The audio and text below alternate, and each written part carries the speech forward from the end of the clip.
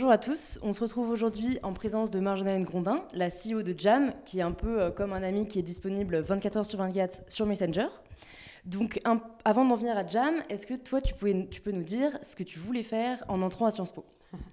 Bonne question. Pas du tout Jam, en tout cas. D'accord. Je pensais pas du tout entreprendre. Moi, je suis rentrée à Sciences Po en me disant je vais faire de la diplomatie, je vais travailler à l'ONU. Et c'est comme ça que je vais changer le monde et ça va être génial. Et ça paraissait très bien sur papier quand tu es en terminale, que tu t'intéresses, tu fais de l'histoire, de la géo. Tu voulais déjà changer le monde, c'est voilà. pas mal. Ouais, mais en tout cas, je pensais que ce serait derrière un pupitre en écrivant des thèses, etc. Et après, je me suis intéressée toujours à l'économie du développement, à la culture. Genre, je me voyais travailler à Pompidou. Après, je voulais ouvrir une asso. Enfin, j'ai eu plein d'idées différentes, finalement. Ok, parce que j'ai vu que du coup, tu es allée à Berkeley en 3e année. Ouais. Est-ce que c'est là où tu as eu un déclic ou est-ce que ça a été a posteriori Qu'est-ce qui t'a fait changer d'avis? Alors, c'est dur de ne pas faire de l'histoire révisionniste, mais c'est vrai que sur le coup, je ne me suis pas dit que j'avais un déclic. En tout cas, je n'ai pas eu le déclic de Jam, mais je pense que ça a énormément changé mon état d'esprit et de ce que je pensais qu'une carrière pouvait être. J'ai commencé à m'intéresser au web. Alors, c'est aussi le moment qui voulait ça, et puis être dans la Silicon Valley, d'être en Californie de manière plus générale. Donc oui, on peut dire maintenant Jam ce que c'est. Donc c'est un chatbot qui permet de trouver soit un bon plan, soit une réponse à notre question si on est en galère. Pourtant, je crois que ça n'a pas commencé comme ça. Ouais. Donc tu peux nous dire comment c'est né et quelle a été l'évolution de Jam? En fait, quand je suis rentrée à Paris, j'ai intégré le master avec HEC et j'ai été frappée par le fait d'être sur un campus et d'avoir les mêmes problèmes que j'avais eu à Berkeley. Et finalement, en réfléchissant, les mêmes problèmes que j'avais à Sciences Po, qui étaient, j'arrive dans un nouvel écosystème, et en fait, je change tous les ans, parce qu'avec la 3A, les masters, etc., et j'ai besoin je dois me réinstaller, je dois trouver un micro-ondes, un appart, un stage, un job, rencontrer des gens, trouver des bars, des week-ends, enfin, plein de choses, en fait, et qui, finalement, étaient un peu les mêmes d'année en année, et j'avais pas de solution qui correspondait. Donc, ma première intuition, ça a été de créer une plateforme d'échange qui s'appelait Blackbird à l'époque, et qui permettait aux étudiants de se partager des bons plans, des idées, des tips au sein de l'école. Donc, en fait, on a commencé comme ça, on l'a lancé à Sciences Po. En 3 mois, on avait la moitié du campus qui se connectait, etc. Donc, c'était un bon succès. Et il y a plein d'étudiants qui ont trouvé des stages, des apparts, des jobs. Et en fait, on s'est rendu compte que pour faire venir les étudiants sur la plateforme, nous, on créait du contenu qu'on postait dessus, qui était un genre de hack pour montrer, regardez, si vous créez du contenu, si vous postez, regardez comment ça va se passer, c'est hyper vivant, il y a des bons plans, etc. Et donc, nous, on avait fait un vrai travail, en fait, d'aller voir les commerces autour de Sciences Po pour leur demander est-ce que vous pouvez faire 10% de réduction aux gens qui ont l'appli. Donc c'était une appli et un site au début. On est allé voir plein de startups. On était aussi dans l'écosystème, donc c'était assez facile. On était au Nouma à l'époque. Donc tous nos potes qui avaient des boîtes, qui cherchaient des stagiaires, qui cherchaient des étudiants pour des petites missions, etc., ils postaient, etc. Et du coup, on avait des jours où on avait 600 personnes d'un coup qui se connectaient pour... une offre de job hyper cool, bien rémunérée, sympa. Et on a continué comme ça. Et en fait, à un moment, on s'est dit, OK, en fait, c'est ça la valeur. C'est de trouver du contenu hyper pertinent, hyper quali et personnalisé. Et donc, il y a 2 ans, on s'est dit, on arrête la plateforme, on reprend un peu à zéro et on regarde comment ça va se passer. Et on a invité certains de nos utilisateurs, en fait, à venir nous voir au Nouma et tester des nouvelles idées qu'on avait, discuter avec nous. Et en fait, on s'est rendu compte que c'était en discutant avec les gens qu'on arrivait vraiment à résoudre leurs problèmes et c'est ce qu'on a continué à faire. Ok. Est-ce que toi, tu as vécu ça comme un handicap du coup, d'évoluer dans un milieu tech sans avoir été formé à la tech? Alors, je ne dirais pas que c'est un handicap, ça peut être frustrant. Et en même temps, du coup, tu apprends énormément. Enfin, tu arrives dans un domaine où... ce qui est génial avec la tech, c'est que, à part quelques boîtes, tu fais vraiment de la tech pour la tech.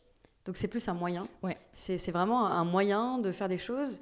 Et en fait, moi, j'avais envie de faire ces choses-là, j'avais pas la tech. Donc, du coup, je me dis, c'est pas comme si d'un coup, je m'étais dit, je vais faire de la médecine. Et là, tu fais de la médecine pour la médecine, et du coup, tu dois tout réapprendre. Et là, c'était plus genre, waouh, en fait, il y a une espèce de magie que je connais pas, mais qui peut m'amener à ce que je veux faire et que j'ai déjà en tête. Mais du coup, pour tout ça, il faut savoir bien s'entourer.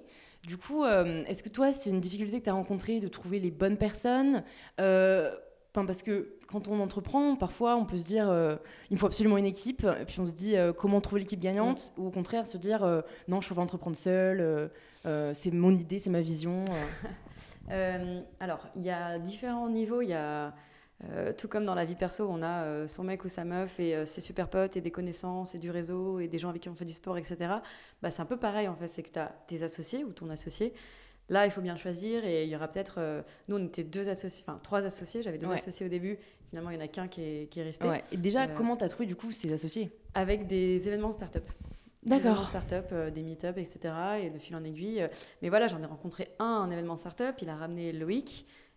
Loïc est maintenant mon associé. Et finalement, au début, Loïc était un peu à côté. Et en se rencontrant, au final, c'est ensemble, plus, voilà. Ouais. D'accord, ok. Quelle a été, toi, ta plus grande difficulté dans ton parcours d'entrepreneur? Je pense que la plus grande difficulté, ça a été de... En fait, j'ai identifié un problème. Donc, comme je disais au début, en tant qu'étudiant, j'ai plein de besoins, c'est les mêmes et j'ai pas de solution. Je peux poster sur Facebook, je peux aller sur des sites, mais bon, j'ai pas... Et en fait, tout de suite, je me suis dit, OK, je vais créer une plateforme d'échange intra-campus.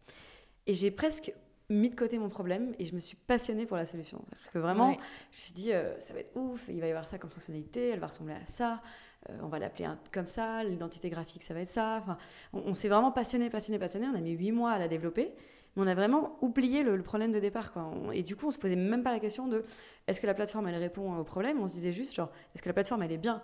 Est-ce qu'elle est bien? Est-ce qu'elle est belle? Est-ce qu'elle elle marche trop concentré vite? sur le produit lui-même. Voilà, exactement. Et en fait, il y a une phrase qui dit Your solution is not my fucking problem. Je pense qu'elle est explicite, quoi. C'est genre, on s'en tape, mais vraiment, c'est pas ça que tu es censé faire. Le problème qu'on a eu, c'est de pas s'accrocher au problème, mais plutôt s'accrocher à la solution. Et du coup, on a mis du temps à pivoter, donc à changer de produit. On a mis du temps à livrer le produit parce qu'on voulait qu'il soit parfait, plutôt que de se dire est-ce qu'il répond déjà un peu au problème? Ok, bon, en un mois, en fait, on a un produit et après, on itère.